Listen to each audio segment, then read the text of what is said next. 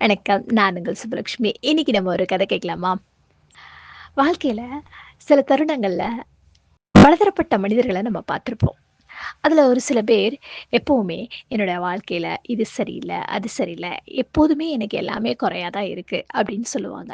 So அப்படி யாராவது சொல்லியிருந்தாங்க அப்படின்னா, கண்டிப்பா இந்த கதை அவங்களுக்கான ஒரு கதை. கதைக்குள்ள போலாமா?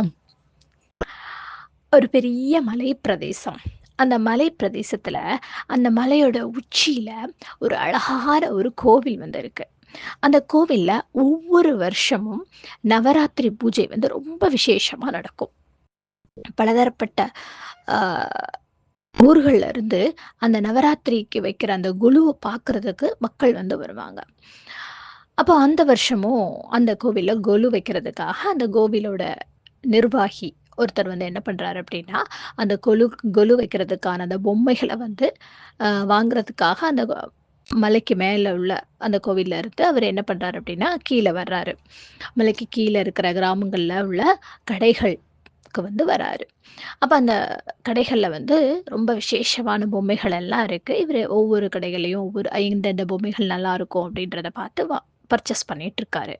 அப்படி இருக்கும்போது ஒரு வியாபாரியோட கடைக்கு போறாரு. ஆல்ரெடி இவருக்கு தெரிஞ்ச ஒரு வியாபாரி.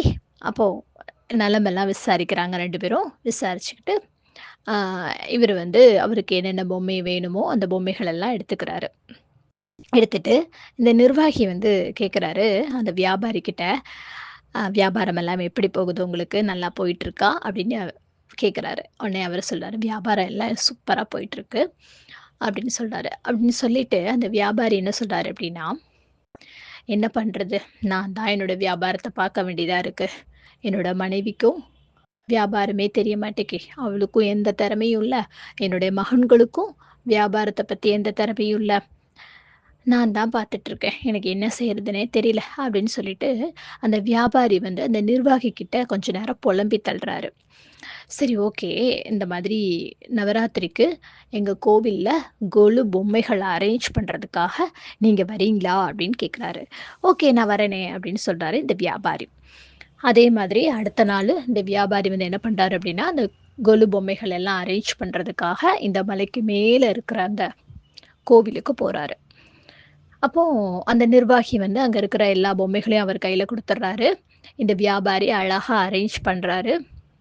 எல்லாத்துலயும் ஒவ்வொரு செட்டு பொம்மை தான் இருக்கு. உடனே எல்லா பொம்மையும் அழகா அரேஞ்ச் பண்ணி வைக்கிறாரு. அப்படி அரேஞ்ச் பண்ணிட்டு இருக்கும்போது, அழகான ஒரு அம்மன் பொம்மை, அந்த அம்மன் பொம்மை செராமிக் பொம்மை, அவரு வைக்கும்போது தவறி கீழ விழுந்துருது.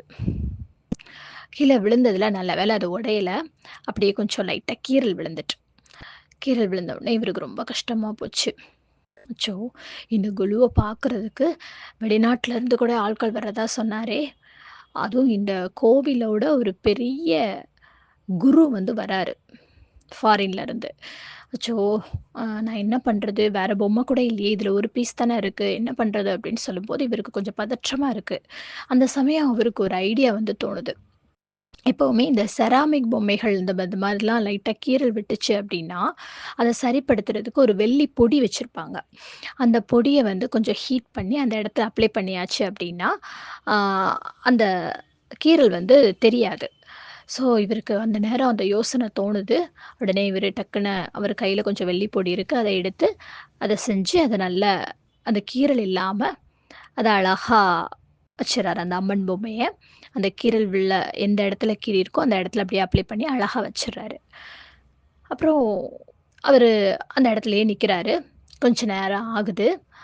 ஒரு வெளிநாட்டுல இருந்து வந்திருந்த அந்த கோவில்ல உள்ள ஒரு பெரிய குரு ஃபாரின்ல இருந்து வந்து அவரு பார்க்குறாரு. எல்லா பொம்மைகளும் ரொம்ப பிரமாதமா அரேஞ்ச் பண்ணியிருக்காரு. அவ்ளோ அழகா இருக்கு அந்த பொம்மைகள் எல்லாம். ஒவ்வொரு பொம்மைகளா எல்லாத்தையும் பார்க்குறாரு. பார்த்துட்டு இருக்கும்போதே கரெக்ட்டா இந்த அம்மன் பொம்மை இருக்கு இல்லையா? அந்த அம்மன் பொம்மைய எடுத்து அப்படியே பார்க்குறாரு. இந்த வியாபாரிக்கு அப்படியே சங்கடமா இருக்கு. "அச்சோ! கரெக்ட்டா இந்த பொம்மை எடுக்குறாரே! ஏதாவது இதாயிறக்கூடாதே!" அப்படின்னு சொல்லிட்டு. உடனே அவர் அப்படியே இத தொட்டு பார்க்குறாரு. அதோட கழுத்து பகுதியில அந்த கீறல் விழுந்த இடத்துல, ஆ அவரு அப்ளை பண்ணியிருக்காரு இல்லையா? அந்த வெள்ளி பொடி, அதுவும் அவரு பார்க்குறாரு. பார்த்துட்டு, "யார் இதெல்லாம் அரேஞ்ச் பண்ணது?" அப்படின்னு சொல்லிட்டு அந்த கோவிலோட நிர்வாகிய கூப்பிட்டு கேட்குறாரு. அப்போ அந்த நிர்வாகி வந்து இந்த வியாபாரிய அழைச்சு சொல்றாரு. "இவரு தான் இது எல்லாத்தையுமே அரேஞ்ச் பண்ணது" அப்படின்னு சொல்லிட்டு. அது மட்டும் இல்ல, அந்த நிர்வாகி, கோவில் நிர்வாகி வந்து இவர பத்தியும் அவர்கிட்ட சொல்லியிருக்காரு. இவரு வந்து இந்த மாதிரி ஒரு வியாபாரி, ஆ தன்னோட தொழில நல்லபடியா பார்த்துக்கிறாரு. ஆனா, தன்னோட மனைவியும், தன்னுடைய குழந்தைகளும் தன்னுடைய பிசினஸ பார்க்கல அப்படின்றது இவருக்கு ஒரு வருத்தம் இருக்கு. இவர் ரொம்ப கவலைப்படுறாரு அப்படின்றதையும் சொல்லியிருக்காரு. அப்போ அந்த அந்த பெரிய குரு வந்து என்ன பண்றாரு அப்படின்னா, இந்த வியாபாரிய கூப்ட்றாரு. கூப்ட்டு, "உடைஞ்சு போன ஒரு பொம்மைய வந்து இவ்ளோ அழகா, அதோட கீறல் தெரியாம, அவ்ளோ அழகா அதுக்கு வெள்ளி பூசு அந்த பூச்சு இது பண்ண தெரிஞ்ச உனக்கு, உன்னோட அன்பாலயும், உன்னோட திறமையாலயும், உன்னோட மனைவியையும், உன்னுடைய பசங்களையும் ஏன் உனக்கு இது பண்ண தெரியல?" அப்படின்னு சொல்லிட்டு அவரு கேட்குறாரு. "அவங்களுடைய குறையவே நீ பார்க்காத. என் மனைவிக்கு அது தெரியல, என் மகன்களுக்கு இது தெரியல அப்படின்னு சொல்லிட்டு, அவங்களுடைய குறையவே நீ பார்க்காத. உன் மனைவி வந்து உன்னுடைய வீட்ட நல்லபடியா கவனிச்சுக்கிறதுனால தான் உன்னால நிம்மதியா இருக்க முடியுது. அது மாதிரி உன் குழந்தைக அ உனக்கு கீழ்ப்படிறதுனால தான் உன்னால நல்ல வியாபாரம் பார்க்க முடியுது. அதனால அவங்க கிட்ட இருக்க நிறைவான குணங்கள பாரு. அவங்க கிட்ட இருக்கிற குறைய பார்க்காத." அப்படின்னு சொல்லிட்டு அந்த குரு வந்து இவருக்கு வந்து சொல்றாரு. அப்பதான் இவருக்கு வந்து புரியுது. ஆமால்ல, குரு சொல்றதும் கரெக்ட் தானே. நம்ம மனைவி அவ்ளோ அன்பா கவனிச்சுக்கிறதுனால தானே நம்மளால நல்லா பிசினஸ் பண்ண முடியுது. அத நம்ம ஏன் யோசிக்கல அப்படின்னு அவரு யோசிக்கிறாரு. வாழ்க்கையில குறையவே பிடிச்சுட்டு தொங்கக்கூடாது. அதுல என்ன நிறைவு இருக்கு அப்படின்றத பார்க்கணும் அப்படின்னு சொல்றாரு. ஐயோ! அந்த பாத்திரம் உடைஞ்சு போச்சே, அந்த பொம்மை உடைஞ்சு போச்சே, உடைஞ்சு போச்சே, உடைஞ்சு போச்சே அப்படின்னா ஒண்ணுமே பண்ண முடியாது. குறையில 2 வகை இருக்கு. சில குறைகள் வந்து நம்மளால சரிப்படுத்த முடியும். சில குறைகள் வந்து சரிப்படுத்த முடியாது. சரிப்படுத்த முடிஞ்ச குறையா இருந்துச்சு அப்படின்னா, அதுக்கு என்ன சொல்யூஷன்? அத எப்படி நம்ம சரிப்படுத்தலாம் அப்படின்னு பார்க்கணும். அத விட்டுட்டு, "அச்சோ! பொம்மை உடைஞ்சுட்டே, உடைஞ்சுட்டே, உடைஞ்சுட்டே, உடைஞ்சுட்டேன்னா" ஒண்ணுமே பண்ண முடியாது.